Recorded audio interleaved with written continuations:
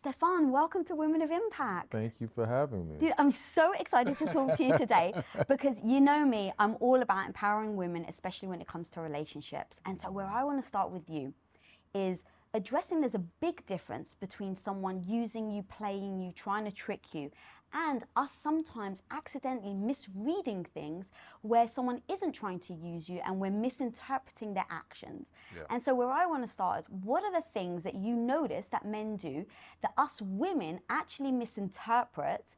So there's so many ways to go with this, but the one I feel like I have to mention is the misinterpreting of a man chasing you, okay? And the reason why to me this is so important is because what I'm seeing from a lot of women, and this has been going on for centuries, okay? Women's believing in, the man should pursue, for those who are spiritual, they'll use the scripture, he who finds a wife. And so they're gauging who should they give their interest to or attention to based on who is chasing after them, not realizing that him chasing you is not always the greatest indicator that he's serious about you or that he has genuine intention. There's a quote that I love repeating that says, "It is easier to chase lust than it is to chase love." All right? And especially in today's world where so many men have been damaged, so many men have gone through hurtful relationships and been disappointed, to chase someone that they love has become much harder. It's scarier. It's too vulnerable. There's so many reasons why he may pull back. And now that woman is interpreting his pulling back or his hesitation as he's not serious. No, he's just scared. But the guy who's going full force, he may just be so infatuated right now that he will do anything to get you. But what you'll notice if you start studying these relationships where men had to chase, he chases, he gets you, and then his mentality is, okay, now it's my turn. Now you have to do for me. Or he chases, he gets you, and now the effort stops because he got what he wanted. He was never really into the woman. He was into whatever he attached himself to that he was obsessively trying to acquire. And so a lot of women have to understand that by allowing this man, by using chasing as a method of determining who's for you or not is already a bad formula, as well as it sets them up now for overlooking how interested are you in him. So essentially, if you have to let a man chase you, because what I've learned is this, when a woman really likes a guy, she has to convince herself not to do too much. Right? Like you're in the mirror coaching yourself like, don't call him, girl, just wait. That's so true. Don't do this, don't do that. Because when a woman is really into guys, she naturally wants to pour into him. She wants to do for him. So when you're able to just sit back and do nothing, that's probably a good sign that you're not really that into him. However, because women are holding on to the chasing as a way to evaluate things, she convinces herself, well, because he loves me so much, it's safe here. Let me be with this guy. But it actually isn't. And it actually leads to bigger problems later. Oh my God, that's so good.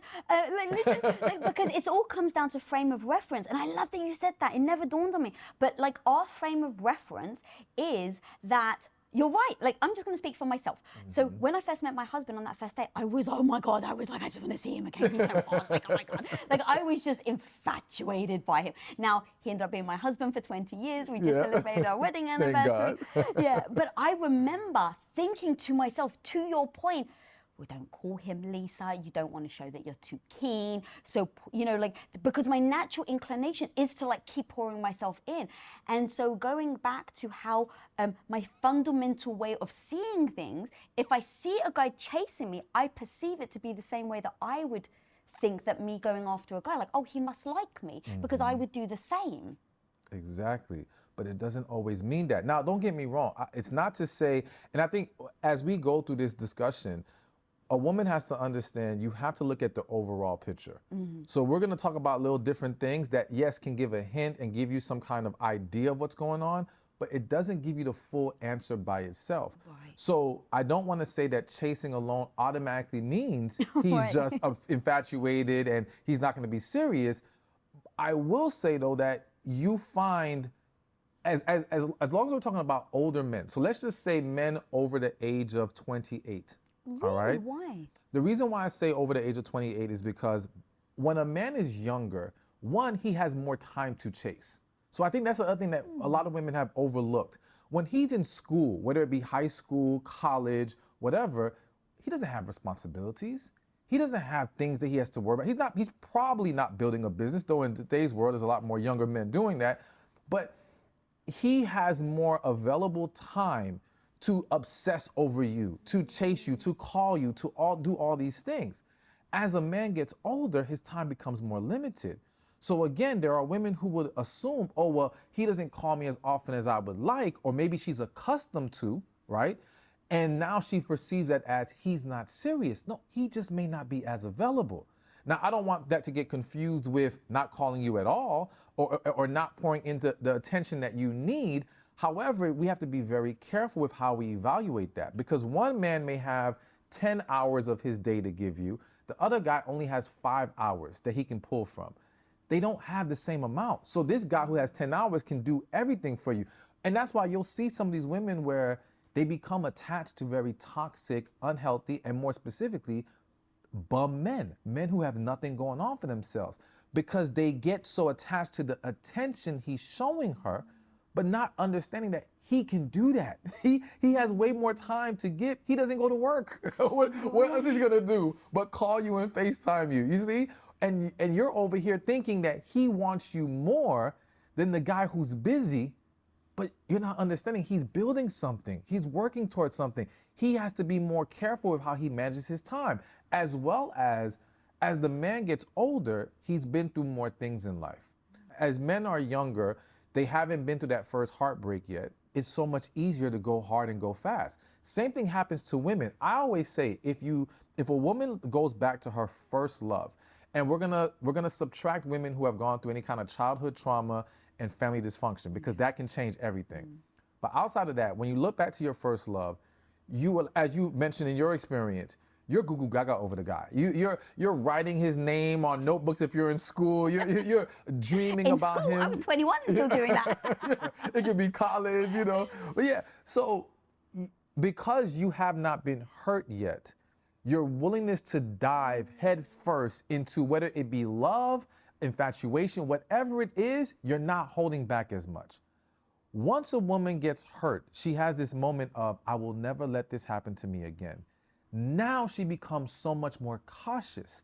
Now she's, instead of jumping in the pool, you're putting your toe in the water, seeing what the temperature is. You're gonna be a lot more mindful, and you're gonna be a lot more afraid. Let's just call it what it is, all right? Because when you've had heartbreak, you know the pain and you know how hard it is to overcome. Exactly.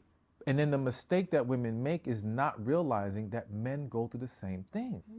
There's this idea that men don't have feelings, or that men are not being heartbroken by women out there. I can't tell you how many times I've been at events where men have come to me shattered by I had one guy who he was engaged to a woman right before, I think a couple months before they were supposed to get married, and he was in medical school. She breaks off the engagement. And I don't know the whole story. There might be some things that he was doing wrong, but I'm a pretty good judge of character, and I know this was a really nice guy. I think that might have been part of the problem, that she was not as excited, intrigued into this man, and she was convincing herself for a long time she could do this, but then realized, I can't do this any longer. It shattered him so much, he dropped out of medical school. All right. And when he came to me, he was trying to recover and figure out, how he can bounce back from this. But all that to say, because men go through these things as well, I use 28 as a reference point. It's not an exact study that was done to say it's 28. Right, but at that point, he's more than likely gone through a heartbreak. So now the guy over 28 is not going to be as quick to chase. He's not going to be as quick to dive in head first. And again, the woman may assume he's not serious. No, he's afraid, just as you are afraid. Now, that isn't an excuse. That isn't to make it okay. I believe everyone needs to take time to heal so that we're not playing these games or allowing fear to control us and consume us. But we have to be aware of this reality, because there are a lot of potential relationships, great relationships, even people who should be together, like as in the one for each other. And it all fell apart because they were both scared. But they both interpreted or misinterpreted hesitation for a lack of seriousness, not being genuine, all these different things. So what the hell do you do in those situations then? Come on, Stephan, you can't leave me hanging. Because like I totally hear what you're saying. Like we get taught lessons, right? And so if you've been taught that you give yourself over and you hurt, you know, someone abuses it or someone uses you, you're more reluctant to give it over again. And so now, especially if you have two people that have coming from that, how in those moments, what are the things and how do we navigate those situations so that you don't maybe turn your back to someone that actually is the one for you? Okay, so the first big step is do not internalize their actions. So I'll give you an example. I was recently at an event. There was a woman who, she met a guy at a previous event months ago. They hit it off, but for various reasons, he was hesitant with moving forward, right? So after they hung out a couple more times, he kind of fell back. So when she was talking to me about it, she was like, you know, he didn't care. And she was hurt by the fact that he could go from supposedly being so into her to now being completely detached from her. And she viewed it as he was never serious, he was playing games.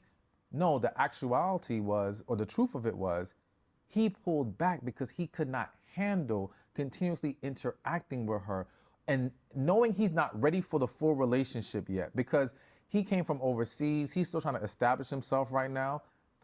So to him, it's like, if I'm not ready to give to this woman and I do view this woman as who I want to be with, rather than playing this gray area and staying in contact where it's only gonna make feelings stronger, make things harder, let me pull back. So by her viewing his actions as something against her, now if he does come back, you're gonna be resenting him. You're gonna be holding on to anger. You're gonna be holding on to, how dare you think you could just stop talking to me and now return?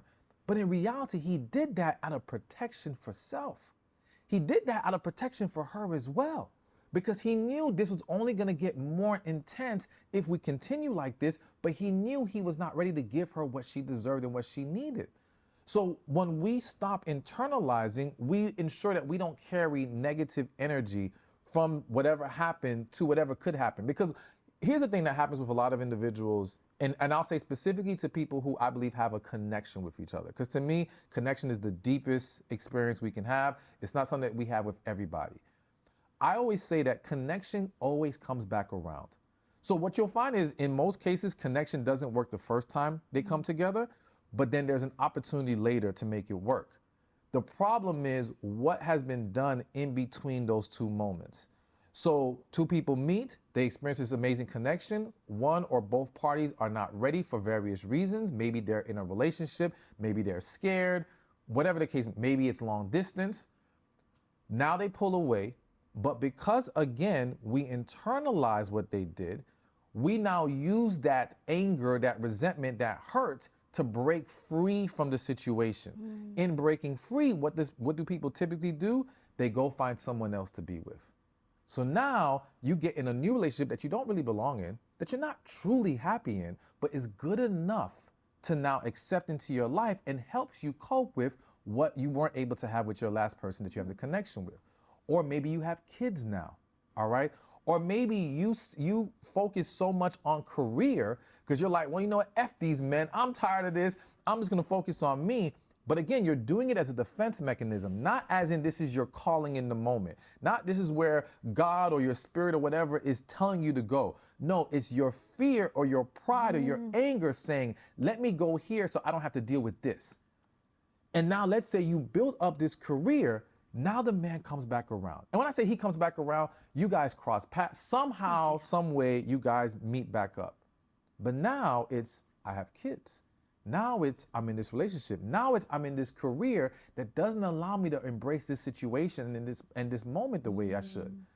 So a lot of people have to learn, yes, stop internalizing, because what many people are doing is they're reacting out of a protection for self, not out of a malicious intent to hurt you, betray you, or anything. And I know that may be very hard for people to decipher when it's like, okay, well, when do I know it's that versus someone who doesn't care about me? That was going to be my next question, Stephan. So I think this is where people have to really get in tune with themselves. And since we're talking more to women right now, I believe that women's intuition is one of the most amazing blessings on the face of this earth. You know, I'm a strong believer and supporter of women needing to get in tune with it. The problem is women have become so detached from it. Women don't trust it anymore. Women have allowed their logical mind, and let me make sure I'm saying this clearly so people don't take it the wrong way. Because I do believe that the strength of the man is the logical mind, the strength of the woman is the intuition mind, or however you want to phrase that. Not that both sides don't have both. Men can have intuition, women of course can use logic, but one is your greater strength, at least typically for men and for women. However, women in today's society, even more specifically, have been pushed toward the logical mind. And that's not their strength. And so now what do you see more women doing? Overanalyzing, being in their head 24/7, driving themselves crazy, stressing themselves out, trying to logically analyze something that if they would just quiet the noise, take a step back and listen to themselves, their spirit, their inner voice, they would have the answer. You're going through all these different people and you're trying to evaluate these different scenarios, but deep inside you know. Every woman that I have sat with that is divorced, and I asked them like, did you ever know this wasn't the man for you? They all say yes. I've yet to meet a woman that says she saw no red flags, there was nothing within her telling her something was off. She was completely 100% sold, this was it. And even more specifically, those who are believers and they pray to God, I'll say, did you ask God if you should marry this man? 90% say no, 10% will say they asked, God told them no, and they still married the man. All that shows is that women, they know, but they rationalize past their intuition. And so in understanding what kind of guy you're dealing with, it's a two-part thing. It's not ignoring your intuition, just listening to it. Because a woman can know on the first conversation, this isn't gonna work, all right? But she finds reasons to convince herself, let me give this a chance, which only leads to bigger problems later. Why is that? Why? Yeah. Because the woman so desperately, and I hate to use the word desperately, but that's what it is in a lot of cases, so desperately wants to have the relationship work. She's reached a point where she wants marriage, or she wants relationship, or she wants this specific guy for whatever reason. Like I always say, women know intuition and connection better than men. But when they meet a guy they want, all that goes out the window. They forget about it. It's no longer about do we connect. Now it's, oh, well, we have great chemistry, or, oh, but this is nice, or I like how he does it. She finds reasons because she wants to hold on to this. And again, she leaves her spirit, her intuition, and goes into her logic. Her logic says this is too great of a guy to pass up. So I cannot let these things that are telling me deep inside that this isn't gonna work to get in the way. No.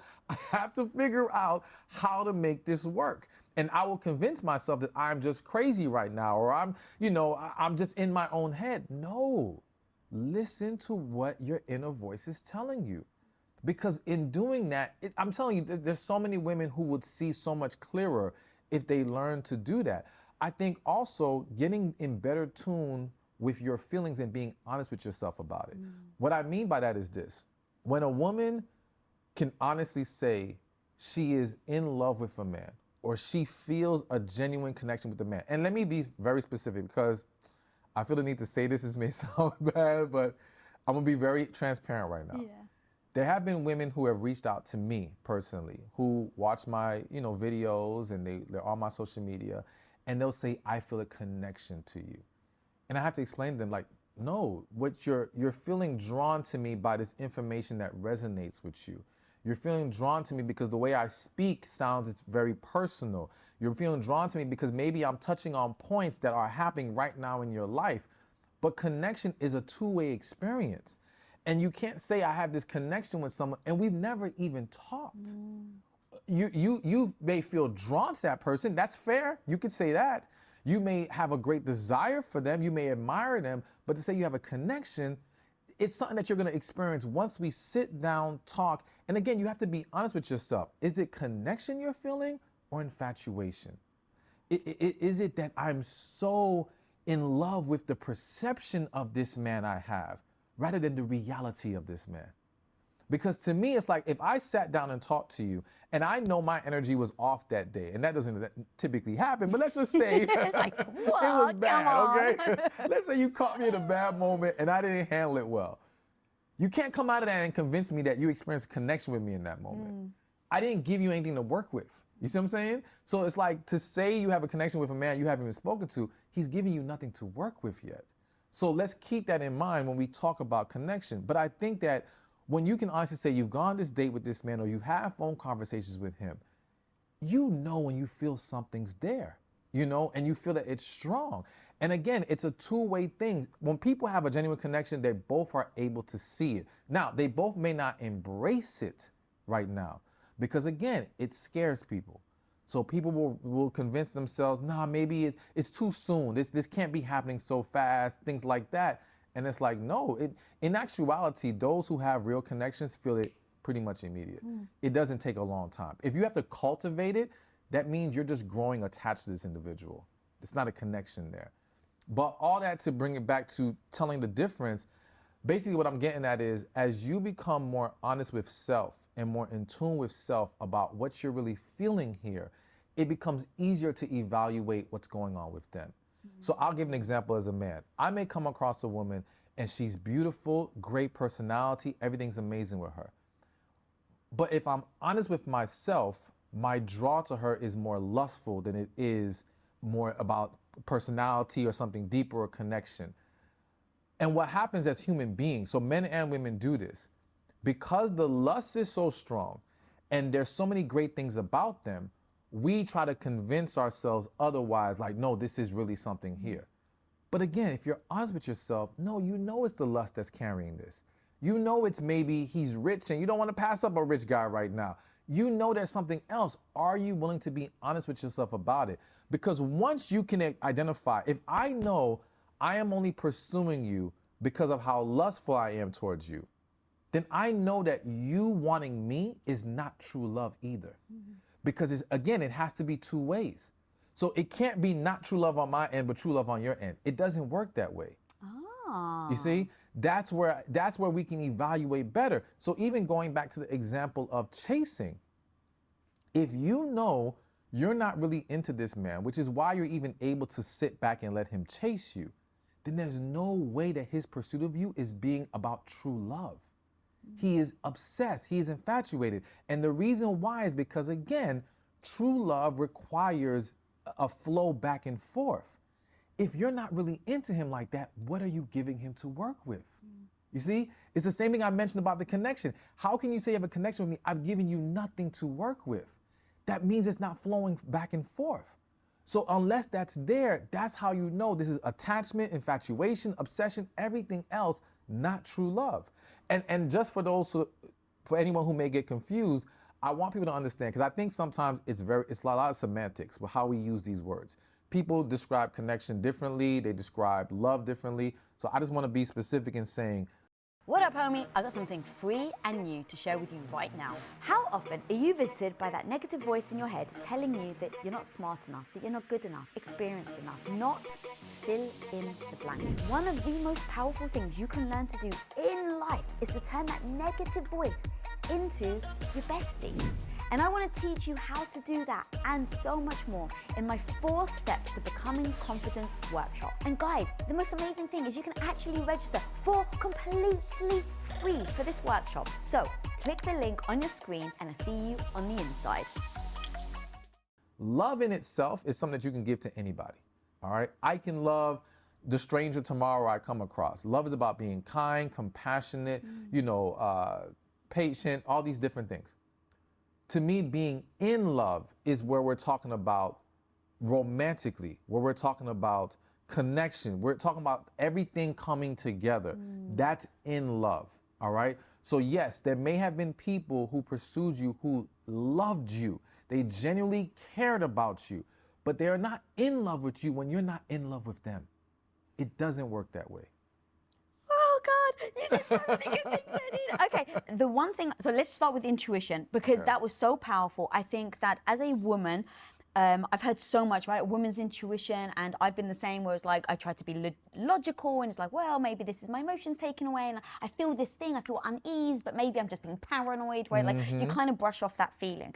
And so as you were describing it, I was laughing on the inside, because what I started to do is I became logical about my intuition. So I started to take inventory, because I think intuition, it's not just there. It's like anything, it's a skill. And as a woman, you've been training on that skill since birth. And so as a woman, that we're told that this is such a great thing for us to use, and we don't. How do I re-see this? How do I train it? How do I lean into it more?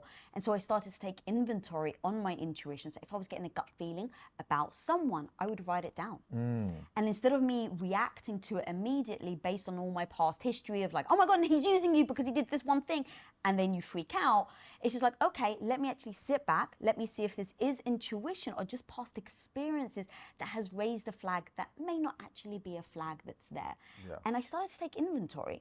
And then every time something would happen, I'd go back to my inventory and be like, oh, well, how did I predict this? Did I think this? And then over time, just like any skill, I started to trust it more.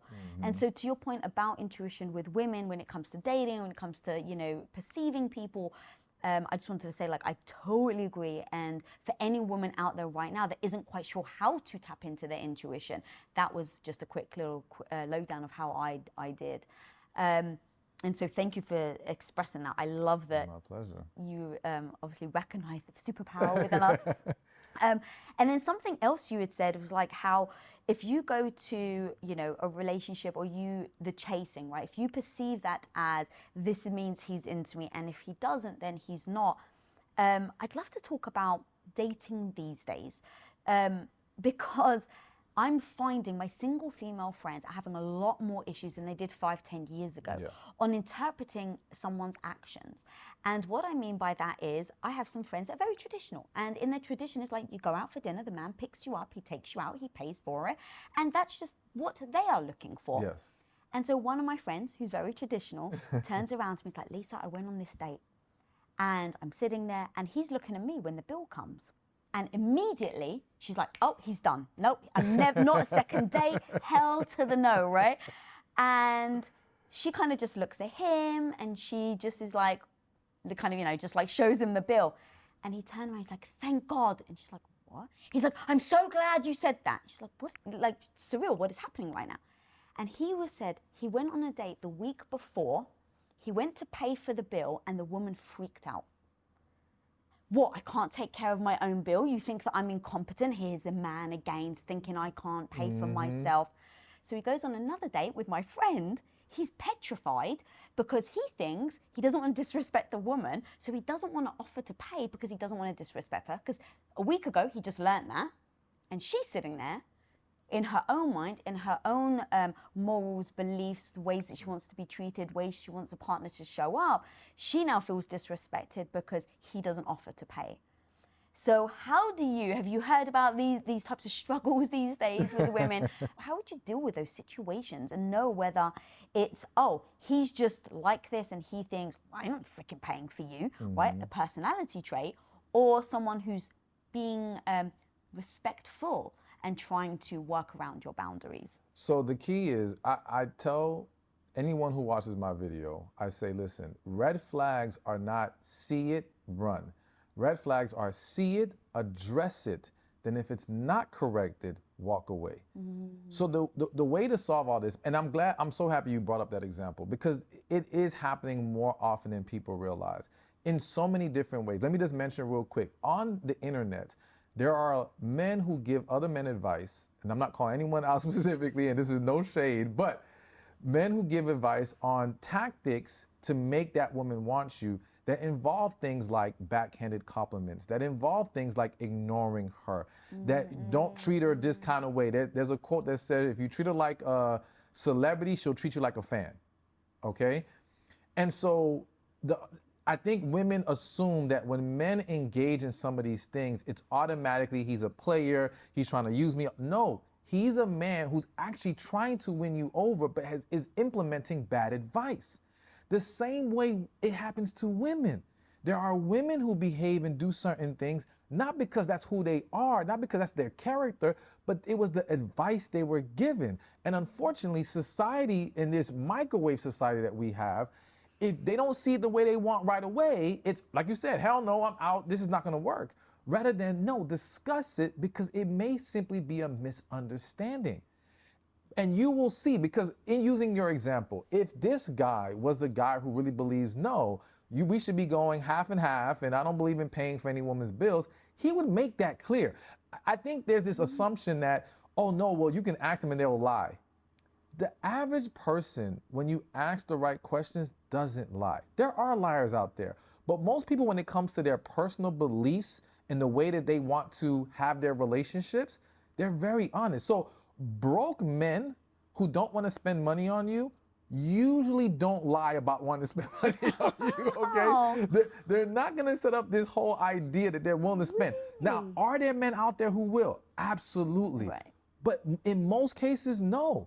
In most cases, he will proudly say, oh no, we do half and half over here. I believe in 50-50, boom, boom, boom, boom. So you can rest assured that if you ask enough questions, he will show you who he is. And to me, that's how we need to better handle it rather than assuming things.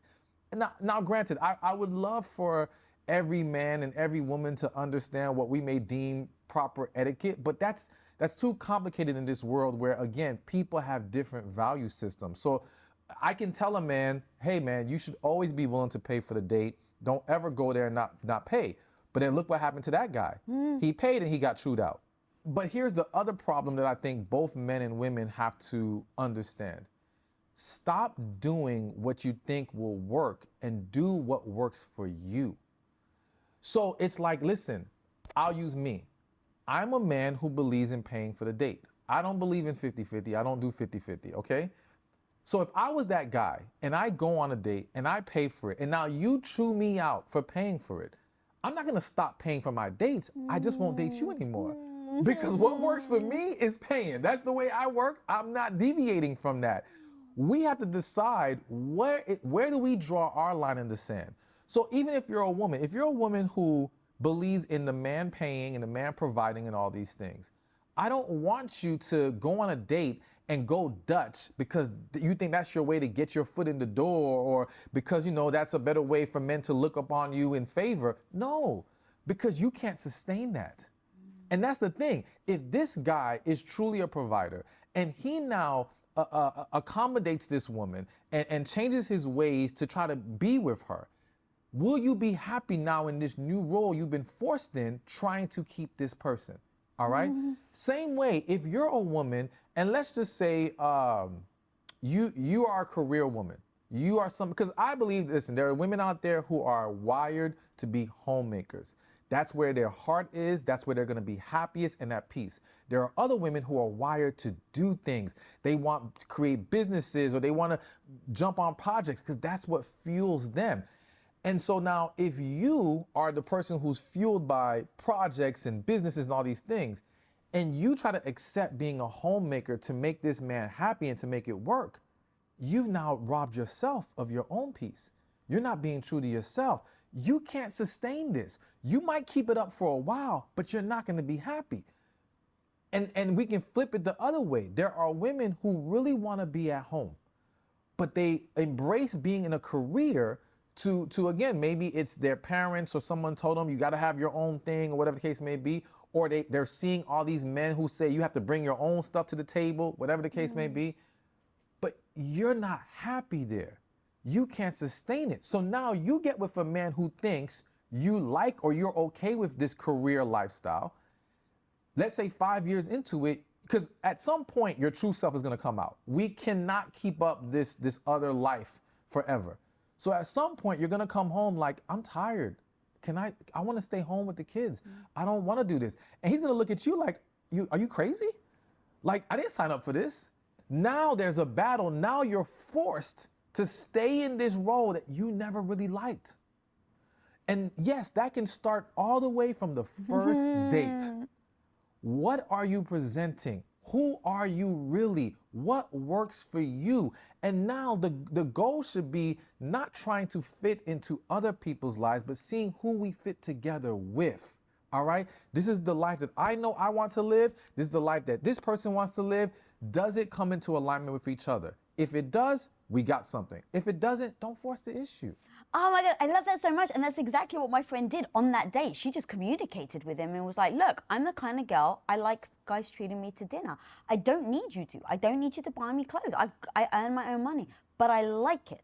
And so I really appreciated how upfront she was, honest she was. And it's that thing that it wasn't out of a necessity, right? And she was like, look, I don't need you to, but I still want you to. And the fact that she was able to communicate, I know that they went on multiple dates. I'm actually not sure if she's still dating him, but she then was able to have multiple dates with him because she was able to communicate with him on that first date what she was looking for. And I think that it was probably wonderful that he was also able to say his side of things as like, oh my God, thank God, you know, and just like, and this is why I was like that. And I think when you're able to have those types of communication and transparency, it can really work. The problem is when it's your first date, you always put in your best foot forward.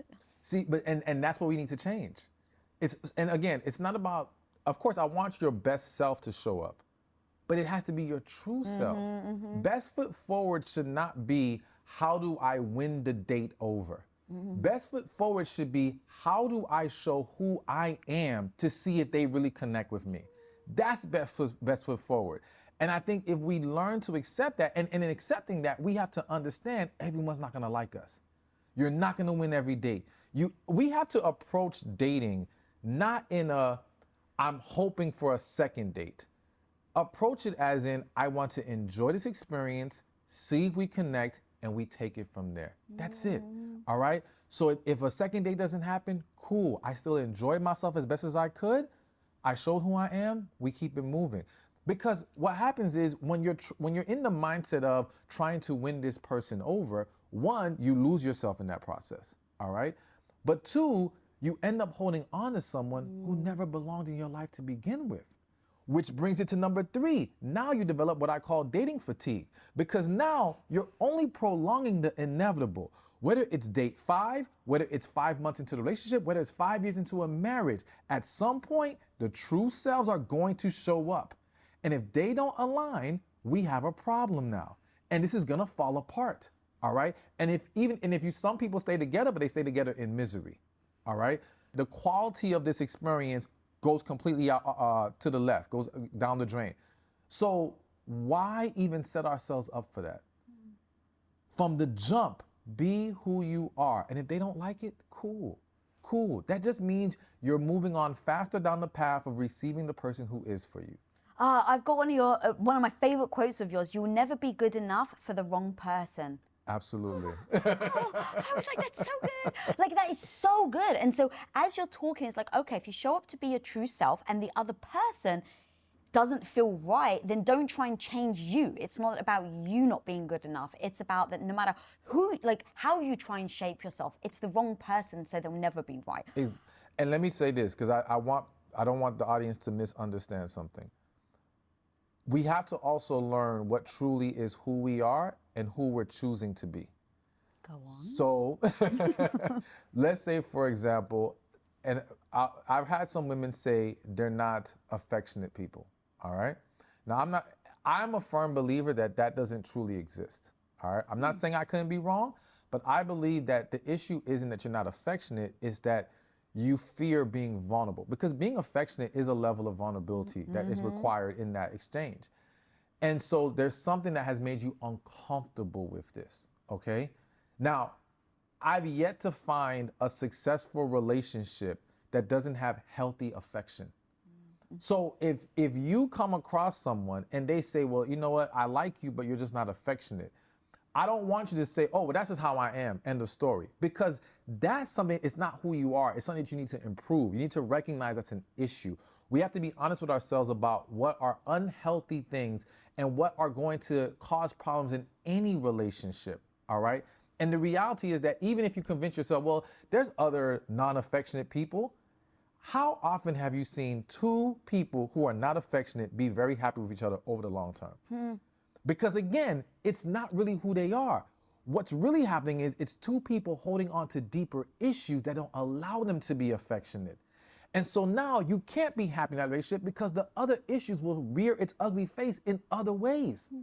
And it speaks to a greater disconnect within self. Because think about this, as children, what do? We cry to be held. No one told us to want to be held and to enjoy affection and love. We're wired that way. So to tell me as an adult that I'm just not like that, no. Another example is people who are blunt, all right? Now, I'm someone who is very blunt. And when I was... One of the many things I love about you, by the way, you. let me just say. But let me tell you, when I was younger, I disguised it as I was blunt without tact. Okay, yeah. All right? I just let it fly. And my whole defense was, well, I'm just being real. I'm just honest. The problem wasn't me, it's you. You can't handle my honesty. And I had to learn that, no, I was an asshole. That's the bottom line. I was a professional asshole, okay?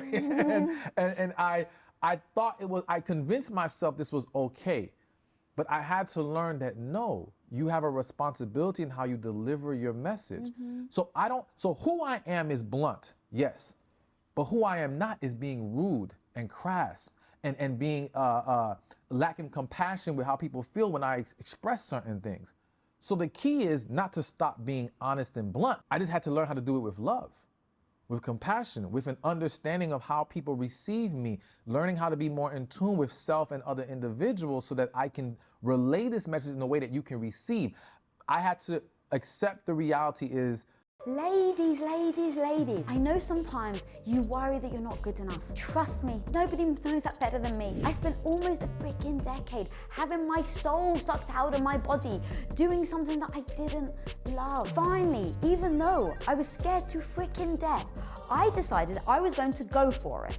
And I've ended up building the life of my dreams, a life I couldn't have imagined because I realized that radical confidence is being afraid and doing it anyway.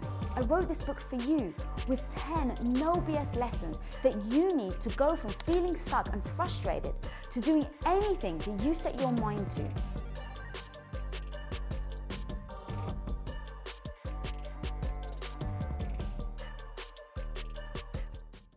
you either want to be heard or you want to be received. I want to be received always. So I'm always going to be mindful of how I give a message. So all that to say, these are examples of, again, being rude, lacking, not being affectionate. They're not who you are. They're symptoms of other issues we have not resolved. Recognize those things. And you can always recognize them by asking yourself, will this make a relationship better? All right? Yeah. Lacking affection is not going to make a relationship better. Even if you guys can somehow tolerate it, it doesn't make it better. All right? Being so blunt to where you're not even concerning yourself with their feelings does not make a relationship better. Because once someone is emotionally invested in you, they're way more sensitive to your words. So if you can't learn to even speak to your partner correctly, you're going to have a big problem on your hands. So anything you can recognize as not making the relationship better means you need to correct the issue. And again, there may be a part of that that is who you are, but there's a better version of it you need to reach. So you mentioned earlier, and I didn't want to interrupt you, but it was so powerful, and I bet you everyone at home is like, thank you, Lisa, for asking this question. What's the difference between connection and chemistry? Because you said people may think it's connection, but it could be chemistry. Yes. In fact, you talk about the 3 C's. Let's go back to that. Chemistry, compatibility, and connection. Okay. Can you break those 3 down and let us know which ones, are they necessary, or all 3 necessary, or only 1 necessary? Okay, so let's start with compatibility. Compatibility to me is more of a logical approach to, do these 2 people fit together? So it's like, oh, okay, they come from the same background, they like the same things. It's basically on paper, they are compatible, which is why if you go to a dating site, they can match people based off of compatibility. But the reality is that it doesn't always actually work out, all right? Because compatibility is just one layer of it. And I'll be honest with you, it is the least needed layer, all right? Because again, compatibility is also based off of what we've been taught, social constructs of what should fit together. Meaning, if you had, think about if you're in a society that has a class system, and you come from the upper class and you meet someone from the lower class. Well, society tells you two are not compatible. You don't belong together. You're from different classes. But you two may experience the most amazing connection ever. And because you're caught up in compatibility and what society says, you will pass on that person. I actually had a woman who, she was dating a guy. I don't remember what her job was, but I know she was high earning woman, very successful. She met a man, I want to say he was a garbage man. I'm not 100% sure, but I know his job was not prestigious, all right? He wasn't broke, but nowhere near making her kind of money. They had an amazing connection, but she said her family would always say, he's not good enough for you. You should not be with this guy. He basically pursued her for 8 months. After 8 months, he finally gave up. After he gave up, she was mad and now saying, oh, he was never serious because he gave up. And I'm like, wait a minute, you made this man. The poor guy, try for 8 months. Exactly, 8 months. You have your whole family saying he's not good enough. What do you want this man to do? And at no point did you fully embrace being with him. Yeah, and let's face it, if it was the other way around and I had a friend that was a woman that was chasing a guy for 8 months, I'd be like, homie, what are you doing? Exactly. Like, so I actually, but it's funny how it's sometimes when it's reversed, it doesn't feel like that. You know, exactly. So, but that's a perfect example of, you know, sometimes compatibility, the way we view it can get in the way. Now, I do believe that there's a level of compatibility that is necessary as far as sharing the same values. All right? Yes. We must share the same values. We must want the same things. That to me is a bigger form of compatibility. I think there are some generic, general ones we can use when it comes to compatibility. Because I also believe that being compatible should be about bringing balance to each other. All right? I think that some people make the mistake of looking for their match, looking for someone who's like them. And it's like, yeah, but now there's no balance in the relationship. Like to me, I'm very introverted. So being with another introverted person, I'm not saying that I would completely eliminate that possibility, but to me, it'd be more advantageous to be with someone who's a little more extroverted because it creates a balance in this relationship. A balance when we have other things in place that allow us to respect and value our differences. Because if we don't have connection, which we'll get to in a few, we may see these differences as a clash. But when we have the other foundational pieces, we actually value these differences because they bring out different parts of us. And now we can enjoy that. Oh my God, that's so good. And can I just tell you, so that, I don't know if you know, but that was basically the issue with me and my husband. I come from a very traditional Greek Orthodox family. And my husband's a white boy from Tacoma. And so, you know, when my dad met him, was like, well, like it can't work. Like he was just like, of course it can't work. Like he's not christened. He doesn't understand our religion. He, you know, doesn't come from England or understand, you know, the Cypriot life. And so he eats chicken nuggets and fries. Like, well, you know, we've got these big Greek dishes that are coming out and he wants fries. And so my dad was like, well, it can never work. And at the time I perceived it to be about me. Like I'm incapable of making it work. And what I realized is to your point, is that sometimes actually it was the fact that we were so different that made us so beautifully like combined, because he allowed me and asked me questions that I'd never considered even thinking through. So he would say, well, why do you believe in God? And, you know, why do you want children? I was like, and then he's just like, I watch porn. And I'm like, who the hell is this guy? Like, you know, he was like, almost like completely going against everything I'd ever thought about what a first date would be, and what I thought was compatible. And I even said I wouldn't have ticked all his boxes. Like a dating app never would have put us together. Exactly. They wouldn't have put us together. That's what I'm saying. And that's why I say compatibility is a more logical, on paper approach, but it's shaped by people's personal perceptions. Because what one person will say can be compatible, the next person might say differently. You know, and of course these dating apps use all kinds of scientific studies, but still, they're shaping it based off certain references they have, but it doesn't tell the whole story. So chemistry, I would say, is a step up. Because now where compatibility is on paper, and you can determine if people determine compatibility even just by looking at certain qualities that have been listed. Chemistry requires two people actually mixing together, so to speak. You can't determine chemistry unless you guys actually engage and interact, right? And the thing with chemistry is that it is definitely an important piece of the puzzle.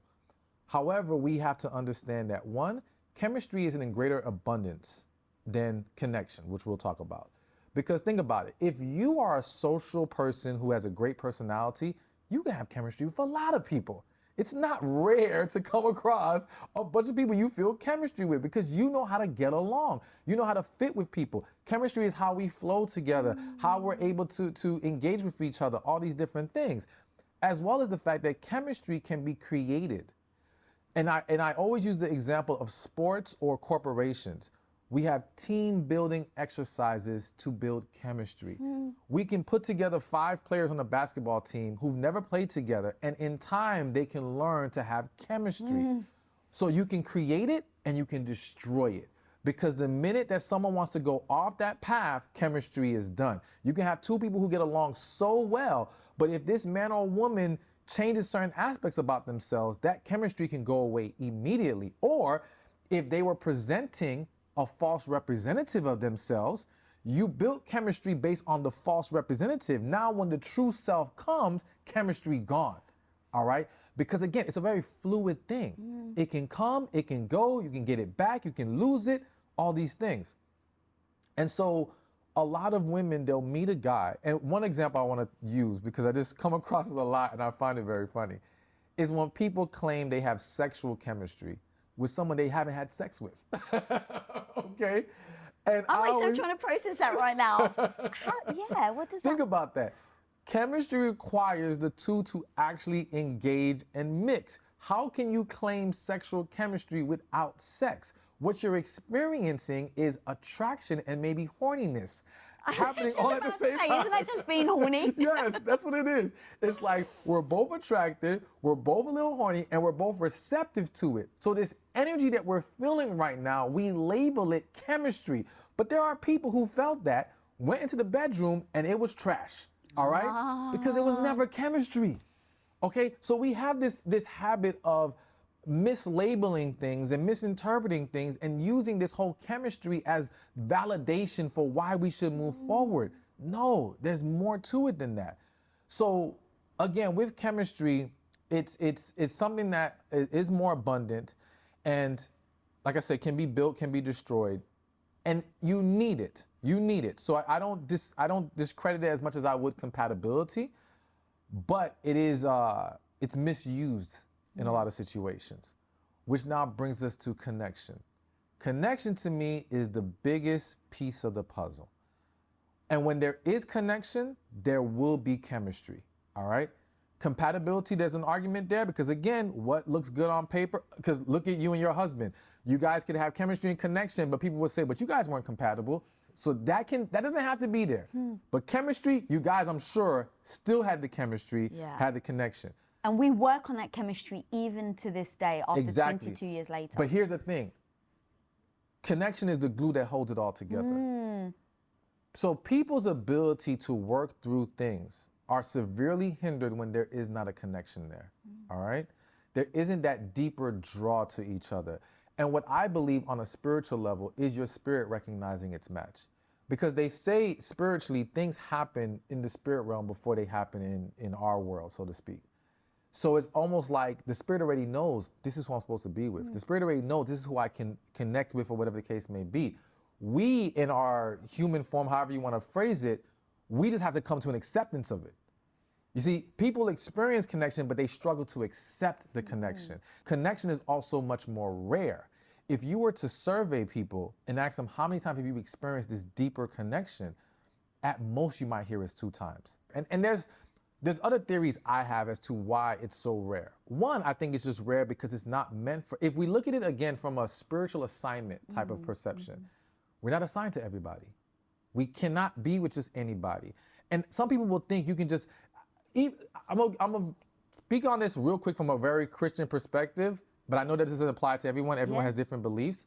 But even if you look at it from biblical perspectives, everyone did not come from the same tribe, so to speak. All right? And you were told, you can't be with someone outside the tribe. They will pull you away from God. They will pull you into their gods. All right? So let's just say every tribe has that belief system that, hey, you have to deal with the people within this circle, because outside of that, it will pull you outside and now compromise where you're supposed to be. So no matter how you want to apply that, it just speaks to the fact that you can't just pick and choose who you want and say we're going to make it work. And even if we take away spirituality for a second, I believe that we're all wired a certain way. Life isn't about making something of yourself or becoming who you want to be. It's discovering who you are and then bringing it to its fullest potential. All right. Like, you ever see, like, there's kids who, I've met so many adults where they're unhappy in their work life. And when you really dig deep into their lives, what they really want to do as an adult was something that they loved as a child. Yeah. It was always there. Yeah. All right. Unfortunately, though, society derails kids and says, no, you can't do this. This won't make enough money, or this isn't prestigious enough, or this or that. And so people go on in a completely different direction.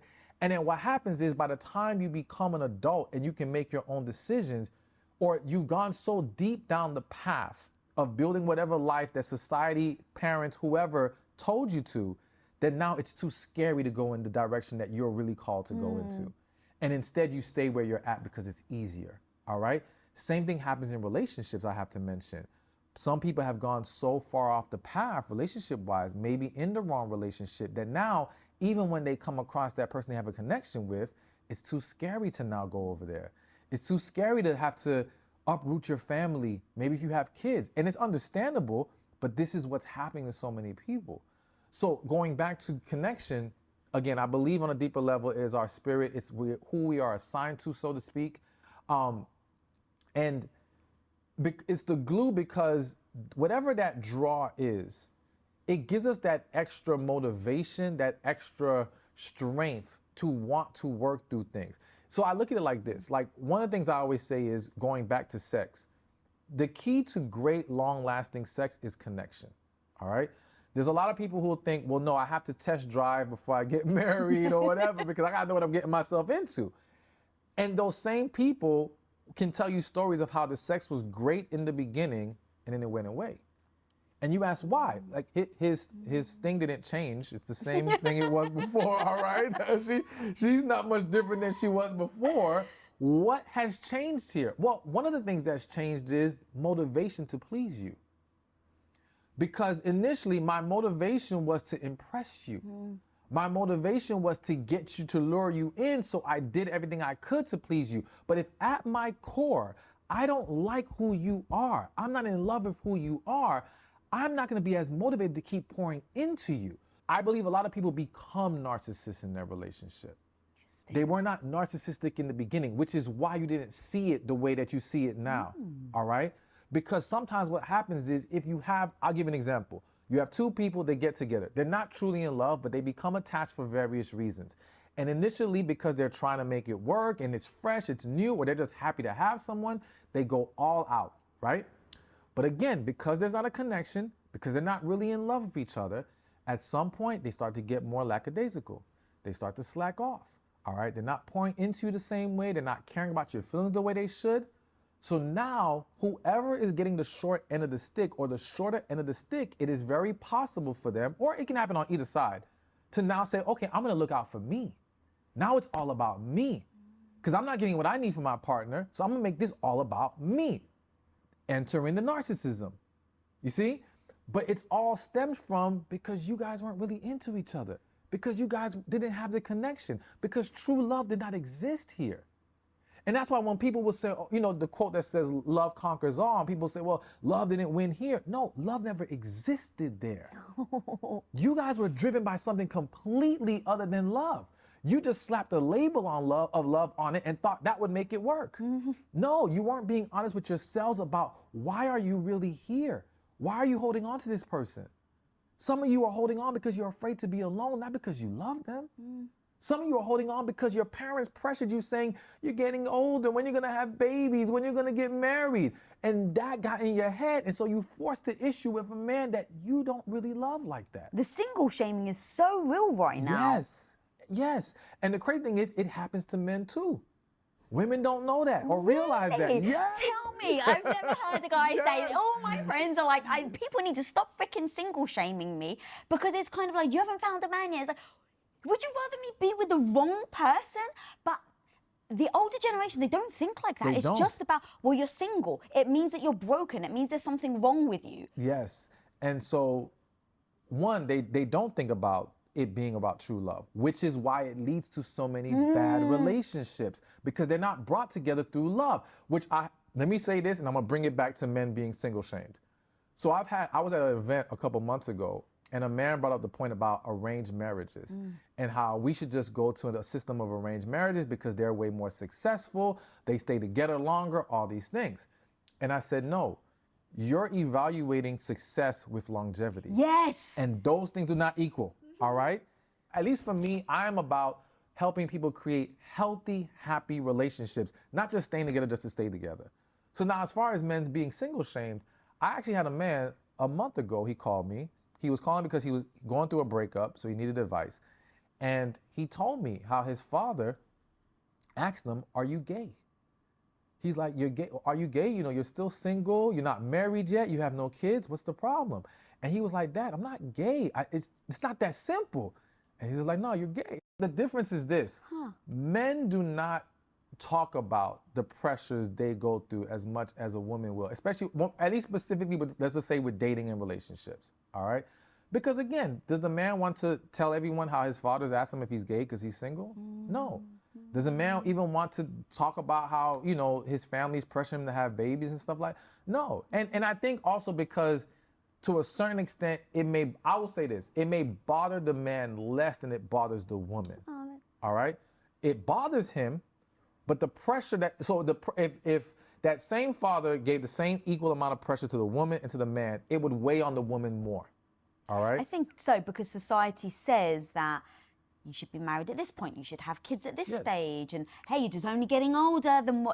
Especially women, right? It's like almost the older we get, the harder it is, the less we're pursued. Let's just leave it as that. But exactly. I think that that's true. And no, it is. It unfortunately is. You know, what I want women when they hear that to understand is, because I think that message is going around the internet a lot. All right, that basically you're older. Some men are telling these women, you're older, it's done for you, it's a wrap. It's not a wrap. I was at an event the other day. I'm always at some event, but I was at an event the other day, and the guy on the panel with me said he knows a woman that's 60 years old just got married. I know a woman who at 41 got married and was a virgin for the majority of her life, okay? I think all the way up to 40. So it's never it can't happen for you. Whenever you hear these messages, don't think like that. Yes, does it make things harder in the sense of, does the pool shrink? Yes, but to me, the way we should look at it is, you're not trying to get the whole pool. You're just looking for one, all right? So it doesn't matter if it went from, you went from 1 million available men to 500,000 available men. You still only need one of those guys. So don't let that make you think you can't have it if that's what you truly want and desire. I think it's always gonna go back to, are you willing to put in the work to receive what you want out of life? That's in any area, whether it be your health, whether it be relationships, whether it be financially, it's always gonna be about, are you willing to take the necessary steps? But yes, men are being single shamed plenty out there, all right? Plenty. It's happening on both sides. But going back to the discussion of the arranged marriages and things of that nature, yeah, there's just so many people who they're not truly happy where they are. Like, I make the argument that the majority of married people, the majority of couples, are people in relationships with someone they don't have the strongest feelings for. Yeah, honestly, that is the most scary thing I think I could ever imagine. And me and my husband talk about this all the time. It's like, we won't even joke about the word divorce. In this household, like in the Bilyeu household, it's called the D word. It's like used like Voldemort in like Harry Potter. It's like, you don't say that word. We don't joke about it. We don't pretend in an argument, in a fun time. Like, we just don't say it. But at the same time, we've both agreed that if we're unhappy, we go to therapy, we do everything we possibly can, we work at it, but that doesn't mean either of us are willing to be in a relationship where we're miserable. And so there is this, like, we both give each other the security to never joke about divorce because we are in it to win it, you know? But at the same time, I don't want to live a loveless marriage. Like, you want to talk about a life that I think I would rather be single. I'd rather be single than to be in a loveless marriage or in a marriage that has bed death, where you're just not having sex anymore and now you're just like roommates. Like, that is so heartbreaking. And actually, this leads into something I've heard you talk about the fear of leaving unhealthy relationships and how a lot of us do stay in relationships way too long out of fear. And so I've heard you talk about many fears that we have. If you don't mind listing a couple of those, and then you've got such amazing advice over how to overcome those fears. Yeah, so a few of them, and we kind of mentioned it earlier, fear of being alone is a big one, all right? And I'll just elaborate a little bit more on each one. So with the fear of being alone, you know, it's so common, even with men as well. I think that's another thing that gets overlooked, how many men do not like being by themselves, which is why it's so unfortunate and kind of crazy that there's so many women who really think men don't want relationships. It's not true. They do. These men are not happy by themselves. But what we're magnifying is the small minority who gets more attention, who may have more reason to not be quick to get in a relationship, who have more reasons to hype up a single life. But in reality, most of these men want to have somebody. Can I ask you a very, it could be controversial question? Go ahead. All right. Do they actually want a relationship, or as they get older, they want someone to take care of them? Because there's a big difference. Yes, and I'll even say some of them want that same care even when they're younger. Right. I mean, that's true, right? So Yes. it's like that's very different, and they want a relationship versus they actually don't want to be alone, and so they have someone to take care of them. Yes, so okay, and that's a great point. So when we use the word relationship, they're looking for someone that can pour into them.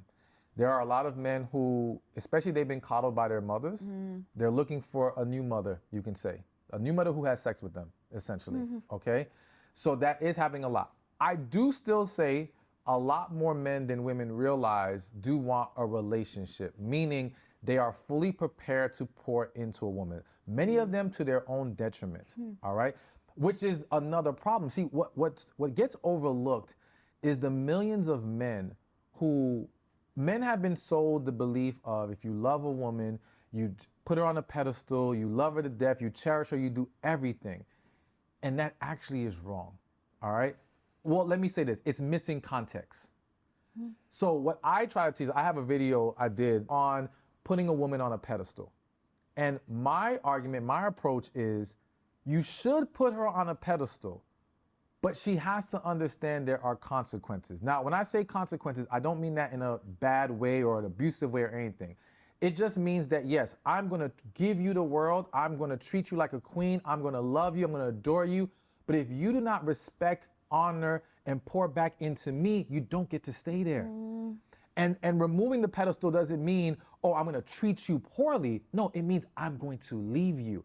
I think one of the biggest mistakes a man or woman can make is to let someone think that no matter what they do, you will stay. Oh, God, yeah, Okay? no. You see what I'm saying? See, what you and Tom, what you described with Tom earlier about, you know, you guys agreed, whenever there's an issue, you're gonna go to therapy, you're gonna do all these things. You guys have an understanding that, no, we're not gonna stay in a loveless marriage. We're not gonna be miserable. We're gonna work to make it work. We're gonna work to be happy, all right? But if someone thinks I can just do nothing, and no matter if I wanna, you know, treat you any kind of way, you're gonna stick with me because you love me, guess what? It's over. The quality of relationship is going down the drain. So I think that men have to understand that, yes, treat her, you can't let someone think, you have to create an environment of why someone would want to even be here, all right? So that's the other thing, what's hitting my spirit right now is, this is the other issue that women are having as well. Going back to that whole letting a man chase you, letting a man pursue you, even the advice some women are given where be with a man who loves you more than you love him. Oh, that breaks my heart. Yes. But the reverse does as well. When guys say, well, a happy wife leads to a happy life, that also breaks my heart. Yes, exactly. It has to be a two-sided affair. We have to be pouring into each other. What a lot of men and women are overlooking is the fact that in this new world of playing these games, so again, let him chase you, let him pursue you, all these things, you're neglecting the fact that you're not creating an environment that he would want to be in. You see? So imagine if I am a job, if I'm Google, whoever, right? And I say, rather than treat you like an amazing employee, I'm gonna make you earn working here. So I'm gonna treat you like crap, or I'm gonna make you jump through all these hoops just to be able to stay and work for me. At some point, I'm gonna be like, I can't do this anymore. See, my obsession with working here, maybe because it's so prestigious, maybe because I thought it was to be a dream job, will fuel me for a while. But at some point, if I'm not being treated amazing, why would I want to stay? Or if I stay, why would I want to give maximum effort? So it's the same thing in romantic relationships. If you create an environment where he has to keep doing for you, but you're not reciprocating, why would he want to stay or continue to pour into you? So you'll see this dynamic where women will say, you have these men who will act perfect for the first 3 months and then it all goes away. And their way of explaining it is, these men are playing games. They're not serious. My explanation is, no, sometimes you weren't reciprocating. So why would he want to continue? He was serious. It is very rare for a man who is not genuinely serious to give you 100% maximum effort for a sustained amount of time. It doesn't work that way. Users and players understand they want to get the most for the least, all right?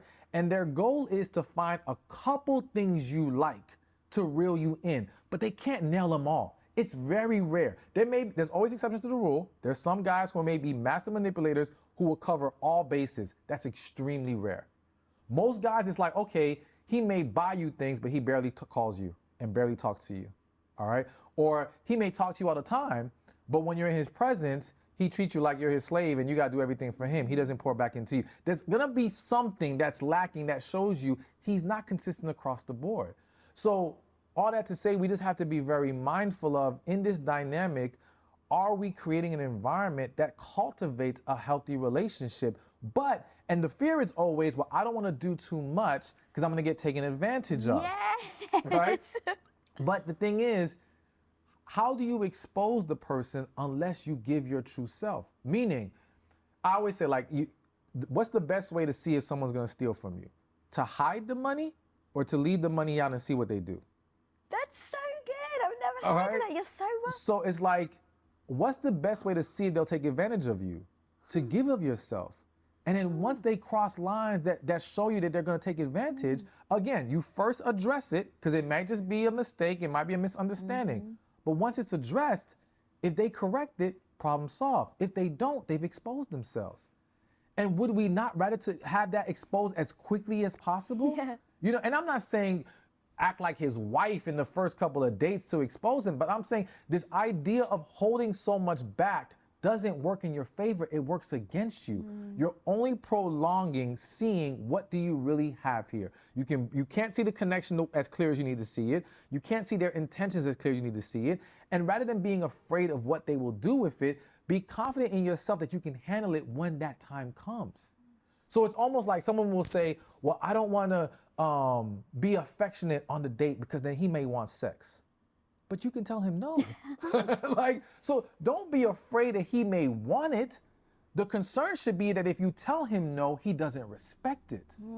And if you're still saying, well, how, he might be abusive and take it further. Okay, so the precautions you can take are putting yourselves in environments that don't allow that to happen. Right. So, okay, we go to the restaurant. You can be affectionate in the restaurant. He can only go so far in the restaurant. And once he shows he doesn't respect it, yes, now oh, I can't deal with this guy. But you thinking I have to now be closed off and not affectionate because of how he might take it, now he's over there thinking you're not interested in him. Dang, maybe she's not serious. Because for men, physical touch, affection, these are signals for them to say, oh, she actually likes me. So when you're withholding that, it's a problem. And we can just use all kinds of examples, but I don't even know how we got to this part. I want to follow up with a question though before we go off the subject. This is so fascinating to me because this is one of these subjects that is so confusing. So like one of the things me and my husband have spoken endlessly about is about having sex and like the first time we had sex. And I remember on our first date and he was just like, I don't have sex on the first date. I was like, oh, that's amazing. A guy that admits that's fantastic. I'm really comfortable. And then he tried it on with me. So I was like, I perceived you as a liar.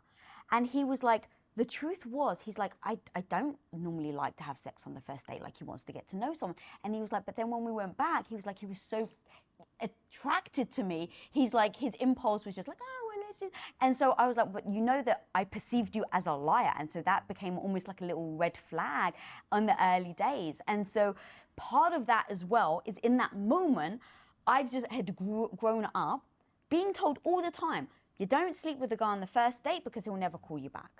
And that's always very confusing because I had that idea in that first date. And so I was like, well, I'm not going to sleep with him because, you know, like I'm really enjoying his company. I want to meet up with him again. But it is rather confusing because it's like you are sexually attracted to somebody and you're telling yourself you shouldn't because of the fear that he's going to show interest and then disappear. What is that about? Okay, so there's a lot of, we gotta dissect this, okay? Stephan, help us all. So let me see, which way do I want to start with? So let me start with the fact that he told you he doesn't have sex on the first date, but still tried. Yeah. I believe that women should not evaluate the man based off the pursuit or the attempt. It's how he handles the rejection, okay? Because as pointed out in your example, it's true. It happens all the time where men can go into a situation saying, I will not try to have sex with this woman. But impulse, desire, attraction takes over and they push it a little bit further than they planned. And like you said, a lot of women will perceive that as you played a game to try to do that. And it's like, no, it just, in that moment, that's what happened. How you will differentiate the man who's playing a game or the man who's genuine is if you tell him no, does he respect it? And if you tell him I want to wait, is he patient with you? A man who's genuinely trying to get to know you, who's serious about you, who likes you, is at least willing to be more patient, all right? Not every man's willing to wait till marriage or whatever the case may be, but he's gonna be more willing to wait with you than he would with the woman he's not serious about. Because here's what it boils down to. It's kind of, so I'm gonna flip it real quick. There are men who have been coming to me complaining about how women want money so much. How they're meeting women and within the first couple of dates, she's mentioning bills she has to pay or asking for cash apps. Yes, this is happening, okay? And what I explained to some of these men is that the unfortunate reality is that, and I don't want anyone to internalize this personally, but their value of you is in those things that they pursue so heavily, all right? And so if a woman really likes a man, she's very cautious about how she handles money with him, as far as asking for it, expecting things from him, because she doesn't want him to feel like she's only after money, all right? You become more concerned when you're really into that person. Well, the same thing happens with men in sex. When a man really likes a woman, he's more concerned about how she perceives his pursuit of it. So he's gonna be more careful, he's gonna be more willing to be patient. If she says, I wanna wait a little bit, he's gonna be like, cool, because the last thing he wants to do is to make you think that's all he's here for. But the guy who only wants sex is gonna complain, is gonna pressure, is gonna ghost you because you don't wanna have, you see, he's gonna show you because that's where he put his value for you. Now, he may go to the next woman and be patient with her because it's gonna be contingent on the individual. And again, it doesn't mean you are not a great woman. So I don't want a woman who hears this to think, well, if he was rushing to have sex, that means I don't bring nothing to, no. You could be amazing, but that doesn't mean you're the right woman for him. He's not wired to see your value. He's not built to handle your value. Oh, that's a nice way of putting it. All he can see is what he wants from you sexually, all right? So once you understand that, it's so much easier. So back to the main point, I think women should focus on, it's not the pursuit. Because one quick story, and then we'll move to the other angle of this. I had another client who said she went on this amazing date. Everything was going well. I think they went out to dinner. They went out for a walk. She invites him back to her house for coffee, all right? This is late at night. I forget, she's in a different country. So it's nighttime. They go back for coffee. They sit on the couch. They start kissing. She's willfully kissing this man. So now, in kissing, he attempts to push it further for sex. She gets offended. She goes off on him, kicks him out the house, doesn't want to see him again. And then she's hitting me up saying, why are men all about sex? And I'm like, but wait a minute. All he did was attempt.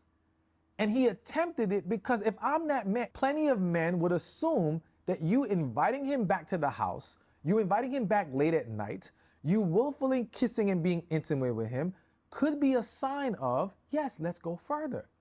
And what women don't understand is, it's so crazy the things that women don't realize are going on. There have been millions of men who have been told they missed out because they didn't try. Oh. Yes, all right? And not just missed out on having sex, missed out on anything proceeding with this woman, all right? I even remember me one time going out with, back like in college days, went out with a woman, took her out, didn't even try to kiss her. Again, my mentality was be super respectful, whatever, I don't want to make her uncomfortable. Only to find out later that she was waiting for a kiss the whole time. Yeah, I've been on a date like that. I'm like, dude, why don't you freaking kiss me? It's a date. Exactly. And it's like, then afterwards, I'm like, well, he clearly doesn't even like me. So, and see, and this is a perfect. It ties into the friend example who the guy did not pay because the last woman chewed him out. So you have this man. He may have tried to kiss the last woman, and she told him you're moving too fast. Now he's being slow, and now you're thinking he doesn't like me. And you see how confusing this gets? And that's why, to me, it's more about how people handle the aftermath, how we handle the conversation afterwards, how we handle the rejection. That says more because the initial attempt could just be a misunderstanding. Now, going back to don't have sex in the... I just want to make sure that everyone that hears that, we're not obviously talking about anybody that pushes the boundaries, steps over the boundaries, abuses anybody. Yes. I want to make sure, I know that that's hopefully already assumed, but just in case people get triggered. Good, very good point. So now in terms of don't have sex on the first date because he won't call you again. So I always believe that advice is bad. Here's why. I do believe it's best not to have sex on the first date. I believe telling a woman that the reason why not to is because he won't call you is the wrong approach. Because too many women have seen other women have sex on the first date and get the phone call later, all right? And because, listen, if the sex was great, he probably will come back. Doesn't mean he's seriously interested in you, it just means he wants to hold on to this great sex. The correct advice to me is don't have sex on the first date because you need time to evaluate what you're dealing with. And doing it so soon can blind you. Sex can easily cloud your judgment. So forget him for a second. Forget his respect. Now listen, there are men out there who will not respect you or not call you if you have sex with them too soon. There are tons of other men who don't care, all right? So you never know what you're gonna get. So to me, worrying about what the man's perception is pointless. Think about how you handled this. Can you properly evaluate this man if you have sex on the first date?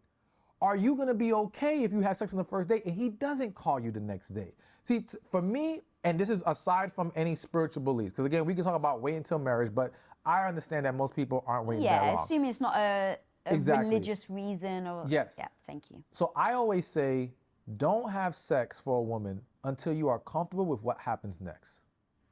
All right?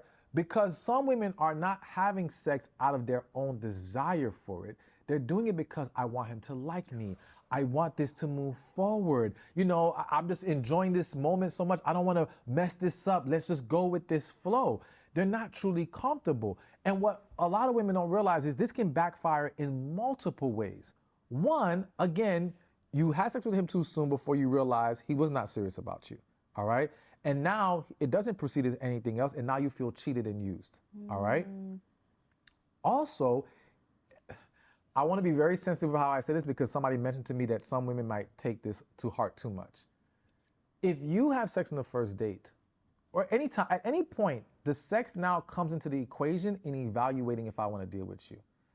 If you as a woman are not truly comfortable yet, your performance won't be as great as you think it'll be. Now, this whole thing can be derailed by a misunderstanding sexually. So think about it like this, and it happens with men too. If a man, let's say, is very anxious to have sex with this woman, and he does it before he's gathered himself properly, and now he's 1 minute in and it's done, right? So the quality is horrible. And now he's this great guy, but she's like, man, this sex is so bad, I don't want to move forward. But sex is something that you can learn to be better at. This idea, and that's the other reason why this whole sexual chemistry thing is it's misguided in certain aspects. And that's why connection to me is the foundation to it all. Because as long as there's connection, we can work this out. If there's no connection, then you're right. The sex may just be you don't align with each other. But the point I'm gonna make is that in moving too fast and going too soon, if we're not comfortable and confident in that experience, we may have a bad experience. And now our ability to come together is derailed because we're holding on to the fact that the sex wasn't that great. And in today's society, a lot of people don't want to work on trying to learn each other. And again, if we don't have a connection yet, we don't have the desire to want to push past this. Now, I will say, there are tons of women who get with a man even when the sex is bad. It's one of those things that's happening a lot, all right? I've had women who were in relationships for 2-3 years. Man swore he was doing it big in the bedroom, and the whole time she never had an orgasm with him, nothing. It wasn't that great, but she didn't want to pass up a great guy. And she wasn't communicating with him, so she was just kind of staying quiet about Exactly. And so that's another problem with sex very soon. Have you established the ability to communicate about things?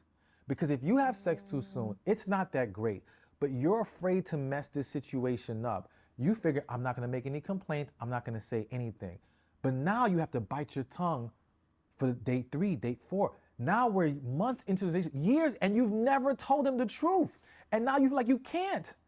And so now, even though you're holding on to this great guy, the sex is bad, and without great sex, we are severely hindering this relationship and the potential for success. It will fall apart. Bottom line is, if the sex isn't good, it's gonna fall apart at some point, all right?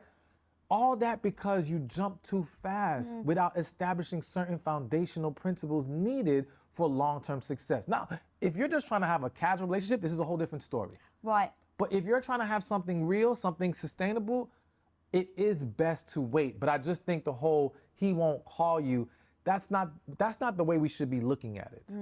Yeah, I love the way you broke it down. And I think for me, it was in that moment, I had seen it. My first day with my husband, it was going to be a summer fling. I had to go back to England. He was American. It's not like I actually thought my life would end up the way it was or the way it has been. And so to me, it was a fling. But I was like, I really want to kind of like just hang out for the next couple of weeks, have a lot of fun. I was like, well, but I was very attracted to him. And so the only reason why, if I'm going to be honest, the only reason why I didn't sleep with him on the first date is because I was worried that I wouldn't see me on the second date. It wasn't that I didn't want to. I was extremely sexually attracted to him. So I made the decision based on the fear that I'd been told would happen that you're saying is actually false. Exactly. But here's the thing. I remember someone said to me one time, plenty of men have not gotten with a woman because she had sex with him too soon. But I've never heard of a man not being with a woman who waited to have sex with him. If he's really into you, if he had to wait 3 months and everything's great, he's not walking away because, oh, well, she made me wait 3 months, so I'm gone now. If he walks away, he was never really that into you and it was never gonna go anywhere, all right? But basically what I'm really trying to get at is you're still safer waiting. Right. You're less likely to be penalized by waiting. You're more likely to be penalized by moving too fast. I've even seen examples of, here's the other thing that women don't consider, but again, I don't want this to be a reason why she doesn't do it, because going back to your experience, you see, you were worried about he won't see me again tomorrow. I'm still okay with that, because again, that means you were not ready to have sex yet, because God forbid if he didn't see you tomorrow, then you would have been heartbroken. Yeah. All right? Yeah. I would rather you be at a point where it's like, okay, you know what? So rewinding back to where you thought it was gonna be a fling. If you went into it saying, I just wanna have some fun, I'm attracted to this guy, I just wanna do it, whatever happens, happens. Cool, do your thing. Because now, if it doesn't progress, you don't feel like you're robbed.